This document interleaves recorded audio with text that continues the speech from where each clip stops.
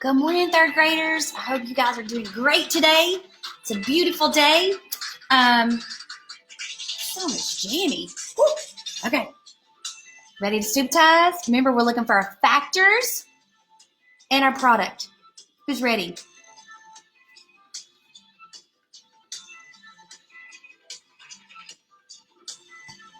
Try that again, Miss Bree. You saw 5 groups of 3.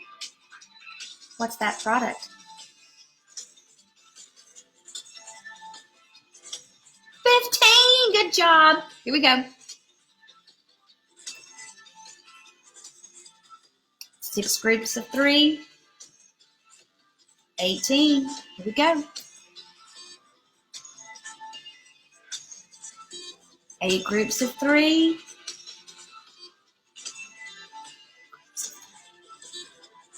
So we're saying 3 plus 3 plus 3 plus 3 plus 3 plus 3 plus 3 plus 3, 12 plus 12, 24. Good job. Get ready. 1 and 4. 1 group of 4. 4.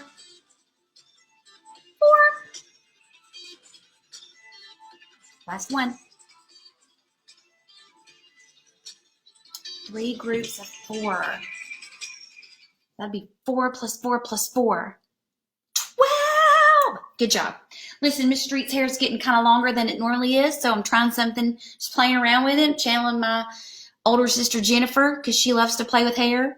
Always did when we were little, and in the summertime when we were home, she would curl our hair and play with our hair. So Miss Street just thought she'd go with some straight up pigtails today. I don't know, just different. Okay, 3.NF.3 represent equivalent fractions with area and length models, number lines. We're going to be composing, decomposing, and working with related fractions. That's the key. Okay? We have to understand as third graders. True story. If your numerator and your denominator has the same value or the same number, digit, Ms. Street's still working on that vocabulary. It has the same value as one whole unit, whatever you're talking about.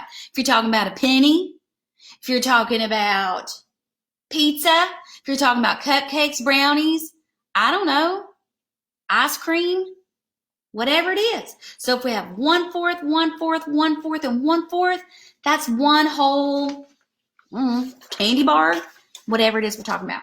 So if we have 4/4, okay? We also are looking at whole numbers up to 4. That means 0, 1, 2, 3, and 4. And we have to look at those as fractions. And we have to understand that fractions can be greater than 1. So for each one of these, like the number 3, there's 12 of the fourths, okay? And we showed that really well the other day. Yesterday when we were finishing up our big long teleprompter word problem with our pizza. So today, Miss Street has a new problem. It's different, but it's still 3.NF.3. And we're ready, okay? Which pizza, I'm just using pizza a lot because we're eating a lot of pizza right now, like the frozen pizzas. It's okay, all right? Which pizza is equivalent to 2/6? I don't know. When I look at this, I'm like, well, there's 2. There's 2. Before we get to this, I want us to remember equivalent fractions, okay? So, related fractions. Ms. Street's going to use the right vocabulary. Related fractions. And remember, our halves, I hate to move these because of the little bitty pieces. We made these a few weeks ago. When we just used a piece of paper, and Miss Street went over this really slowly about how to make these. We know that one whole is half is a related fraction to one whole, because if you take one whole and partition it into 2 equal areas, we get halves. And we know that 1/4 is related to a half because we know if it's a multiple. If we take a half and partition it in half, we get 1/4, okay? And if we take the 1/4, we know this, and partition it into half, we have 1/8. So let me ask you a question about this. If I were to say 5/8, how many fourths would that be? 5/8. Let's get a little closer. 5/8. How many fourths would that be? I'm not going to move them, but I'm going to show you. 1, 2, 3, 4, 5/8. How many fourths would that be? That would be 1/4. So there's 2/8. 1/4. That's 2/8. That's 2/4, and 1/8. Okay, so those are related fractions. Now we're going to look at thirds and sixths. Those are related fractions. A third, though, is not a related fraction to a half, or it's not a related fraction to an eighth, because we can't get equal areas with it. Okay, so let's look at our thirds. Let's see how Miss Street can do this. Hopefully, I know it's hard. We know if we take 1/3, we know if we partition our one whole into 3 equal pieces, 1/3 is related to a whole that way. But then if we take our third and we partition it in half, that's how we get a sixth. So which is bigger, 1/3 or 1/6? 1/3. You would think that 1/6 is bigger because it's got a 6 in it. But that's things that we discover when we play with our fractions. So I pulled these two apart. Let me get my 6 back up here. So we could really look at our problem. I'm going to use our area model. This is also considered an area model too. Okay, so let's look at it. Let's look at this one. We're looking for the one that's equivalent to 2/6. Whoa, Miss Street. I'm trying. Okay, so let's look at this one. Oops, this one. We have 3 equal areas. So I will be looking at my thirds. Okay, my thirds. One of those areas is colored. That's what I'm looking for. That's my numerator. So 1/3. 1/3. Okay? That's not 2/6, is it? But I'm going to write 1/3 beside it. Got to keep these things in mind. 1 out of 3. All right, let's look at our next one. Here I see 2. I know that that's going to be my numerator, as Miss Chelsea Blake from Oldford Elementary talked to us a lot about numerator, denominator. So I have 2. How many equal parts? I see I have 1, 2, 3, 4, 5, 2/8. Okay. 2/8. Is that equivalent to 2/6? It doesn't say 2/6, does it? All right, let's look at this one. Miss Street loves this one. We're going to do something with this one in a minute. I see 3, so that's going to be my numerator. 3 out of 1, 2, 3, 4, 5, 6. 3 out of 6. Is that the same as 2/6? Reminds me of the story, Are You My Mother? Okay. Next, I see I have 3 equal areas. I have 2 that are reddish color. So that's 2/3. Which is equivalent to 2/6? None of them say 2/6. This is where our third grade friends get kind of confused because the answer is just not right there. What do I do? I'm not sure.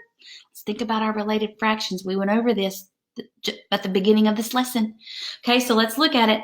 1/3. So I can even take my fraction bars, and boys and girls, Miss Street just made these with paper, or you can draw this out on a paper if you want to. So I'm going to play around with it. Let's look at 1/3. See, I'm going to try to put you back up here. 1/3. Okay, so here's my third. 1/3. Does it have the same value as, the same area as 2/6? So I'm going to take 2 of my 6 right here. True story. 2/6. And I'm going to put them here. on my 1/3. Does 2/6 have the same value as 1/3? Shut the front door. It does. Look, 1/3 covers the same area as 2/6. But 2/6 wasn't on my paper, Miss Street. Well, guess what is? 1/3. Now, am I just going to stop there? No, sirree, Bob. Our dear good friend, Miss Chelsea Blake, taught us about that we don't just stop because we think we found a correct answer. So I'm going to keep my 2/6 because I'm trying to find which one is comparative to 2/6. So here's my 2/6. And this is how many? Bring it up to him. 2/8. So I'm going to take 2 of my 8s. I'm going to lay them on top of. We learned in kindergarten how we have to line it up. Got to line them up correctly. Let me get you closer. Is 2/8 equivalent to 2/6? That's a negative Ghost Rider. The pattern is full. So Miss Street's going to mark through that one. I've proved it with my area model. All right, so I'm going to keep my 2/6. Because that's what I'm trying to look for. And now I'm going to look at 3/6.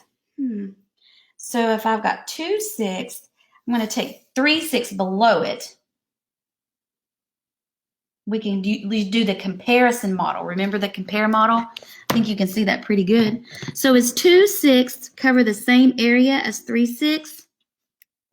No, 3/6 is 1/6 more. Say that 5 times fast. It's kind of difficult. I'm going to mark through that one. What's last? 2/3. All right. So I'm going to take my 2/3. So you can see 2/3. I'm going to put the 1/6 on top of them.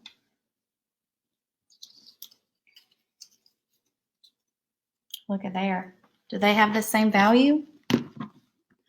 No, 2/3 is 1 whole third more than 2/6. So we figured out that even though our answer choice wasn't there, when we use our related fractions, that helps us to figure out our answer. Because boys and girls, sometimes this is rigor. This is hard. This is where it's not just easy peasy lemon squeezy. We as teachers need to know that you can understand related fractions. That's one of the vocabulary words that goes with this story. So Miss Street invites you, okay, to take a picture of this if you want to.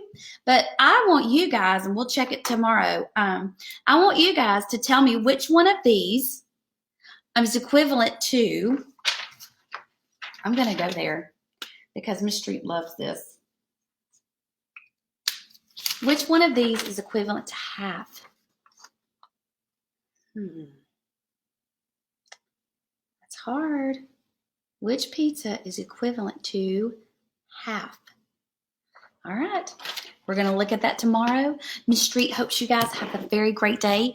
And if you are a girl, or a boy too, I don't know, and your hair's getting longer, show me a picture of something fun you're doing with your hair, because I'm ready for my hairdresser to open. And I know you guys are too. So I hope you have a great day. Send me a picture of your hair. Let me know which one of these is equivalent to half. I know, I love it. And I will see you back here tomorrow.